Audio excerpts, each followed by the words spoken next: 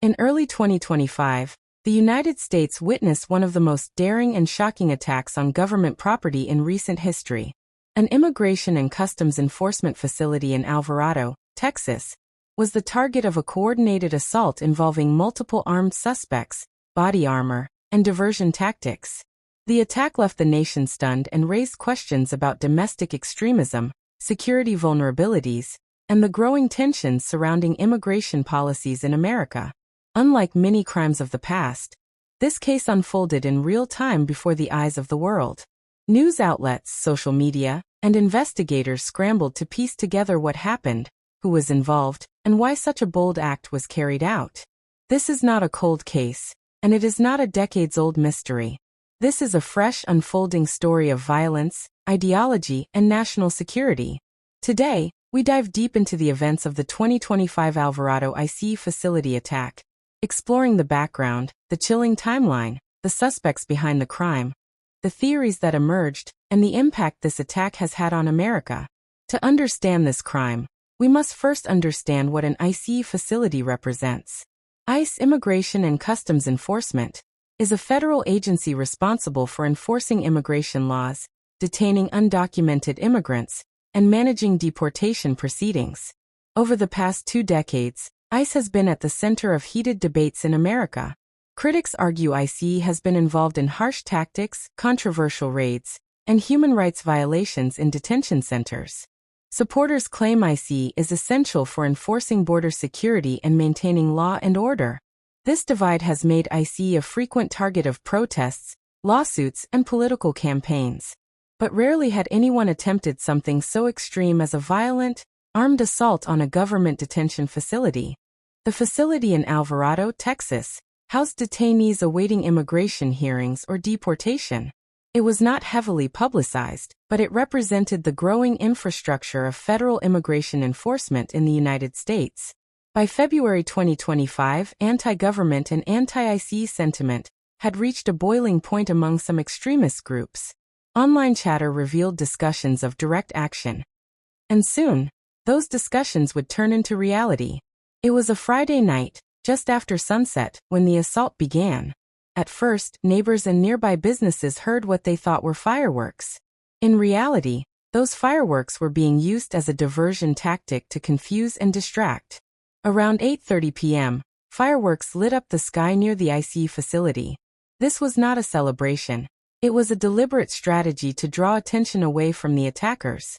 Within minutes, a group of heavily armed individuals, wearing body armor and carrying rifles, advanced toward the facility. Witnesses later described seeing 10 to 12 people moving in coordinated fashion. The attackers opened fire at the building and vehicles outside. Security cameras captured flashes of gunfire and shadows moving rapidly. The chaos was overwhelming. Inside the facility, staff and detainees scrambled for safety. Emergency calls flooded local dispatchers. Law enforcement rushed to the scene. Fortunately, the attackers were not able to breach the main detention area. Their weapons caused damage to the exterior and nearby vehicles, but the facility itself held strong. As police sirens approached, the attackers withdrew. It appeared that the attack was designed to send a message of intimidation, rather than to hold the facility or free detainees. Within half an hour, the chaos was over. But the investigation was only beginning. Federal and local authorities immediately launched a massive investigation. The crime shocked not only Texas but the entire nation. By analyzing surveillance footage, ballistic evidence, and digital communications, investigators identified at least 15 to 17 individuals connected to the attack.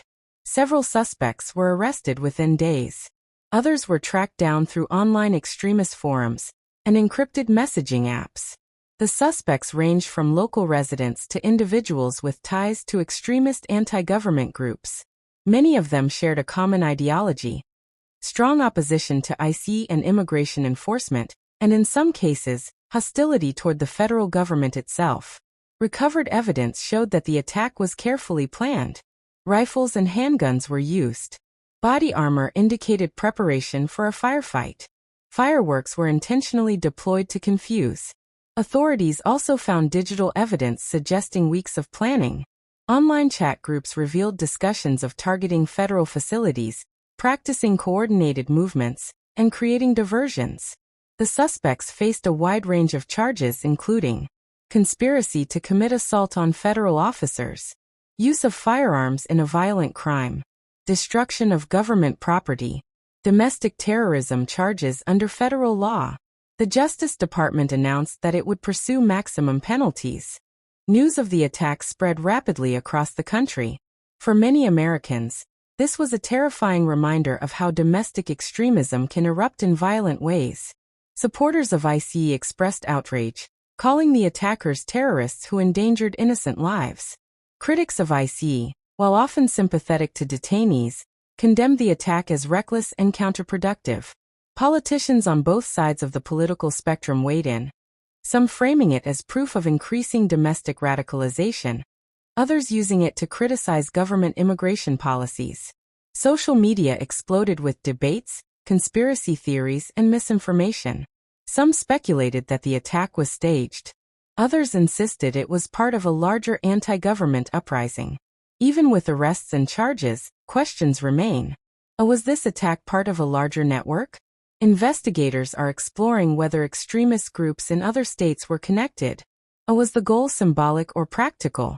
Since the attackers withdrew quickly, some analysts believe their aim was symbolic, to strike fear and draw attention rather than free detainees. Could there be future attacks? Security agencies have warned of possible copycat attempts.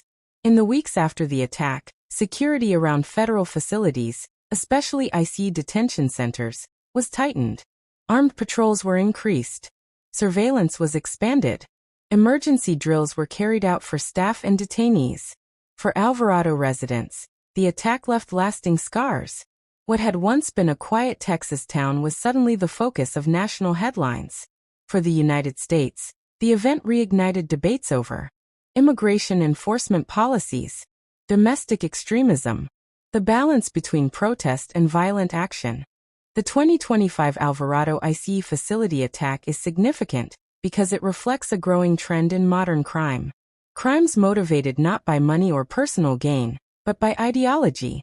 Use of coordinated planning, digital communication, and tactical equipment. Crimes that blur the line between protest and terrorism.